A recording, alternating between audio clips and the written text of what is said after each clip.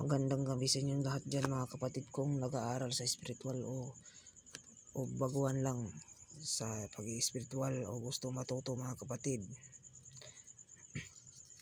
Ngayon mga kapatid ay magbabahagi ko ipapakita ko sa inyo ang aking mga gamit sa pagkasa mga kapatid. Bago yan, kung baguhan na kayo sa aking munting channel o napadaanan kayo, kung nagustuhan yung aking munting channel mga kapatid, paki-subscribe naman dyan mga kapatid. At ngayon kapatid, ang ipapahagi ko sa inyo o ipapakita ko sa inyo kung ang mga kasa kong gamit mga kapatid. Ito yung mga gamit ko kapatid. Ang kakasahin ko ngayon ay ang nyog na isang mata at isang bibig mga kapatid. O sa Mindanao ay isang mata at isang bibig na lubi mga kapatid. Sa amin yan mga kapatid, sa Bisaya. Ayun mga kapatid, ilalagay ko yung mga formula mga kapatid. Ito ay mga tested na din ng mga formula mga kapatid, lalo na sa mga pulong mga kapatid. Itong ginagawa ko ay pang personal ko to kapatid. Ito may mga pulong tayo sa haring bakal. Ayan mga kapatid, haring bakal. Ayan, puro pulong yan mga kapatid. Meron dito ng electrum power mga kapatid, electrum, para hindi ka mapapagod at maliksi ang galaw mo, at sa pagpanarbaho hindi ka mapapagod mga kapatid. Meron din tayong backfire, hindi puputok ang baril at babalik yung bala sa kalaban at masisira yung baril mga kapatid, nakahulog. Meron din tayong pangubol mga kabal mga kapatid, na hindi tabla ng patalim at bala mga kapatid. Ito yung ipapalaman ko dito sa nyug na walang mata, ay nyug na isang mata pala mga kapatid, isang mata isang bibig. Nilagyan ko ng bahay-bahay mga kapatid. Ayan mga kapatid, ito ay pang personal kong gamit mga kapatid. Ipapakita ko lang sa inyo mga kapatid para yung mga gamit kong mga pulong mga kapatid, kasi tested na po dito sa amin sa Mindanao mga kapatid. At ito yung likuran ng bao mga kapatid. Ngayon ay itong mga sagradong pulong ito mga kapatid, itong pinapalaman ko ay subok na po ito mga kapatid. Kaya itong ginagamit ko palaman sa aking personal mga gamit mga kapatid, kasi nung tinisting namin ito, hindi talaga puputok yung baril at masisira talaga yung baril mga kapatid. Yung baril na ginamit namin mga kapatid ay 3-8 revolver mga kapatid. At ito rin may nagtestimonyo sa akin, isang sundalo na proven talaga mga kapatid. Kaya ito mga kapatid, ito isa itong haring bakal dito kapatid, lumang haring bakal. Rasyon sa Diyos Aman, dili ako makita sa Bisaya. Rasyon Diyos Aman, dili ako makita, bisan pa ako magliyok, dili ka makita, bisan pa magliyok ka mga kapatid. Basta nandito lang, ginito ko lang mga kapatid. Marami ito mga kapatid,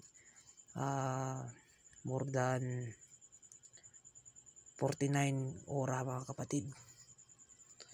Yung mga tagulilong nandito mga kapatid, yung tagulilong, yung mga panglamat mga kapatid, panglamat sa mga kaaway, lalo na yung mga palito gawin mong sundalo mga kapatid, nandito na mga kapatid, nandito. Binalot ko lang yung mga kapatid.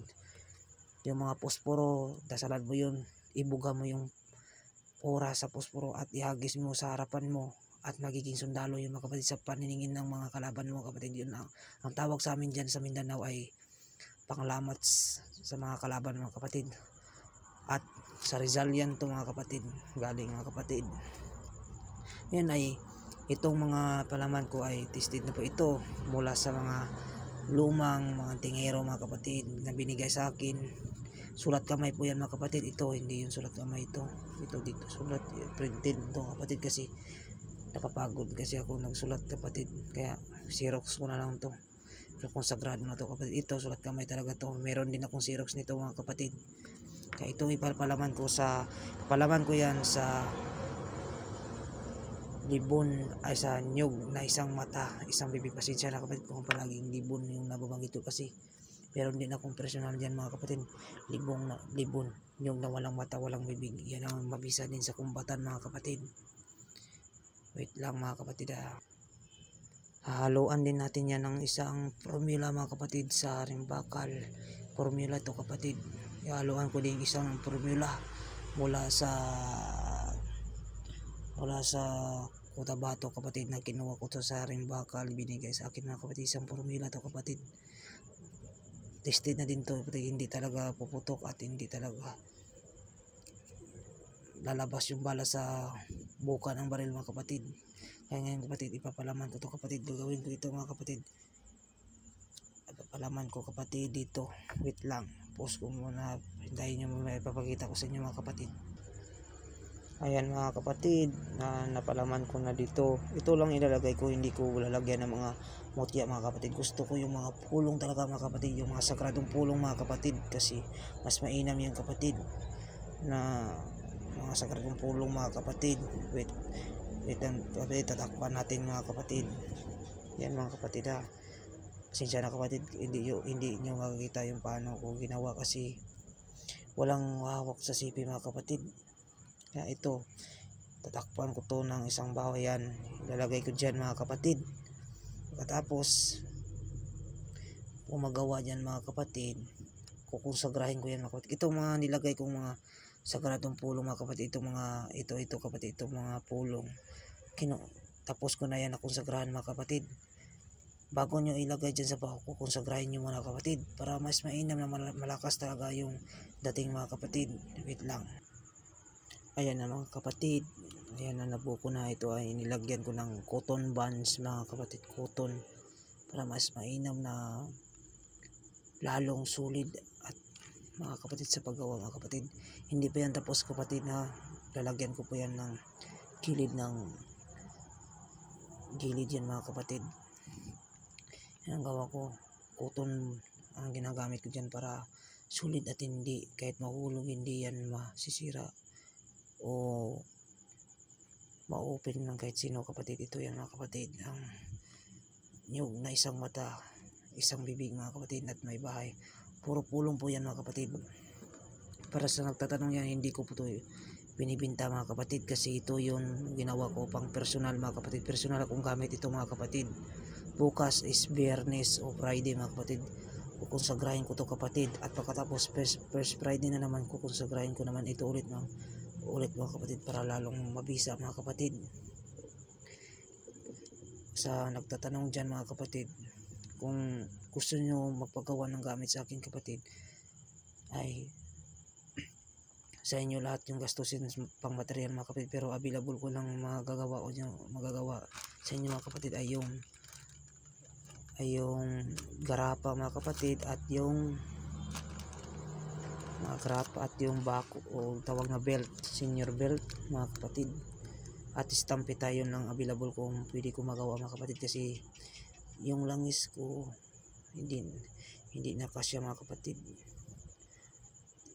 Kaya ang available ko lang kung magpagawa kayo ng gamit sa akin ay kayo na mag-provide sa shipping fee, pamasahe ko at